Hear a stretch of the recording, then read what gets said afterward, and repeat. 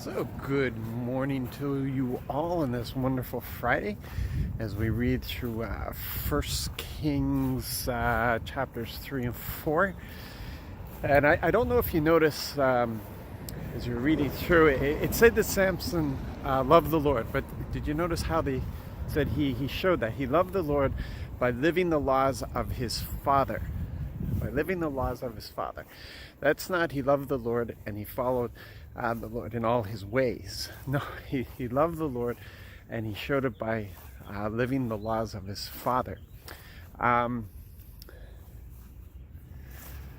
Yeah, well, there's a problem when we follow a person.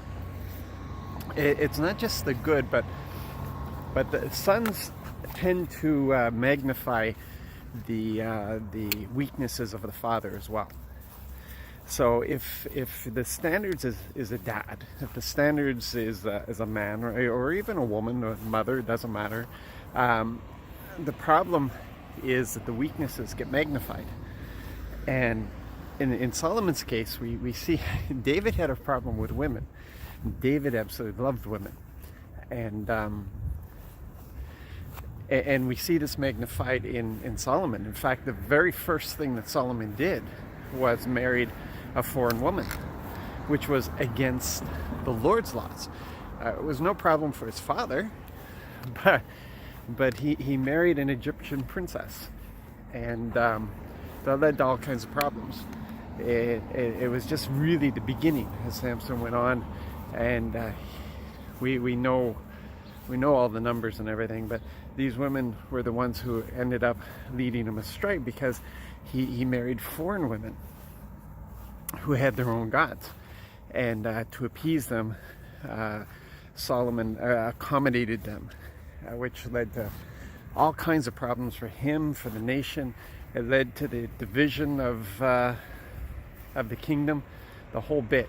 So it was, it became a real problem because Solomon was following the laws of his father and not the laws of the Lord. And in the church, we have a problem in the church right now, in that we have this it's almost a cult-like love affair, worship of leaders, the whole thing of leaders. In fact, there's a culture of leaders.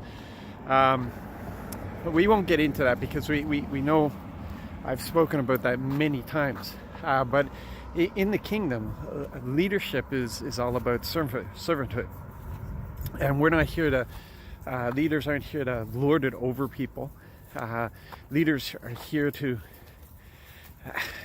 run beside, because there's only one who we follow. There's only one leader, and his name is Jesus, and we follow his example, and we learn everything that there is to learn. We grow up into him and his maturity. We don't try to become like other leaders. We grow to become like Jesus Christ. And so for a period of time, there will be leaders that will help us, and they'll run beside us. And the leadership is important. Ephesians 4 talks about it. But they've been given to us to train us in the works that we're supposed to do. That's what it emphasizes there. And we have to be careful, because if we're following people and not the Lord, then we will magnify their errors and their mistakes. And everybody has them. There's nobody who's perfect. Nobody's theology is perfect. Only Jesus Christ is perfect, and he is the perfect theology. So it's just something that we need to be aware of and stay on top of. And let's not let it get away on us. Let's get away from worshiping leaders, expecting perfection from them, expecting them to have it all. We've been given a whole bunch of leaders. If you're only following one person, that's going to lead to problems. We've been given all kinds of leaders who run alongside of us at different periods of our walk. So yeah, something to keep in mind. You be blessed. Have a fantastic day, and looking forward to seeing everybody on Sunday.